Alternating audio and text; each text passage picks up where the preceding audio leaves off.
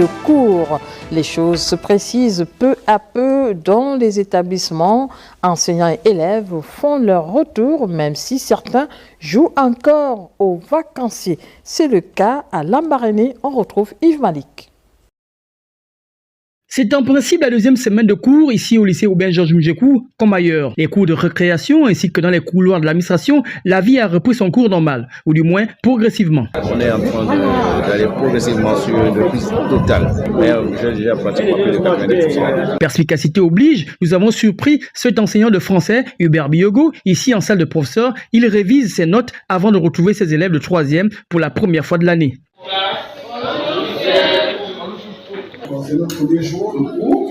Au programme, prise de contact de l'enseignant et de ses élèves. J'ai dit, je suis M. Biogo, professeur de français, et vous, chacun de vous, va se présenter. À cela ne tienne, je vais d'abord écrire. Vous allez faire une fiche d'enseignement. Des élèves qui, comme en cette période de l'année, doivent remplir une fiche de renseignement. La date du jour, inscrite au tableau, il fixe les grands objectifs et sa méthode de travail. Lorsque nous sommes en classe de 3e, nous avons des objectifs à atteindre. Qui sont le premier objectif à atteindre, c'est lequel? L'entrée en seconde. Oui. Et le DFC. Lorsqu'on vient pour chercher sa vie, on ne vient pas pour embêter les enseignants.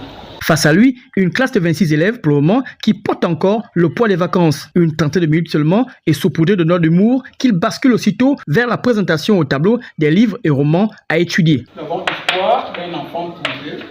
Avant de chuter par une évaluation pour mettre les pieds dans l'année scolaire. Une évaluation que nous ne suivrons pas jusqu'à la fin en raison d'autres agendas.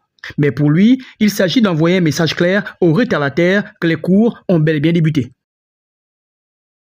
Cap dans le Haut-Ogooué à Mwanda, c'est la période de rentrée des classes également dans tout le Gabon, moment propice pour les parents d'élèves de prendre d'assaut les magasins et autres points de vente pour l'achat des fournitures scolaires, cas des parents de la ville de Mwanda. C'est un reportage de Michel Ndong.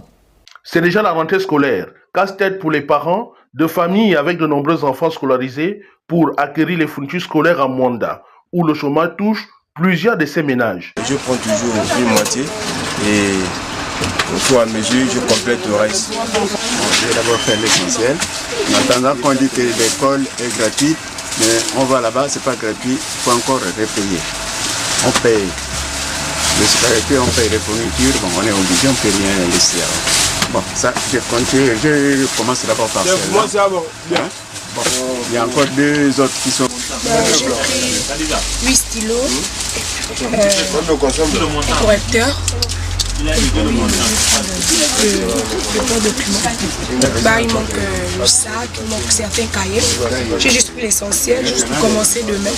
Pour soulager les parents d'élèves, certains commerçants et libraires n'hésitent pas à revoir leurs prix bien homologués. Ils sont trop durs. Ouais. On va un peu essayer de rabaisser le prix. Vous donnez seulement 21 000. 21 000. Quand on vend ici, là, tout c'est homologué par l'État. Mais on sait qu'actuellement, c'est un peu dur, c'est un peu compliqué pour les jours. Mais avec ce que les prix sont homologués, mais on fait le pourcentage pour les clients pour pouvoir faire satisfaire les clients. Les cahiers aussi, la même chose. À des prix abordables. Chaque liste, ils ont leur pourcentage de 10%. Si certains parents s'activent à fournir le nécessaire pour envoyer leurs enfants à l'école, d'autres par contre attendent un miracle venu du ciel. Nous restons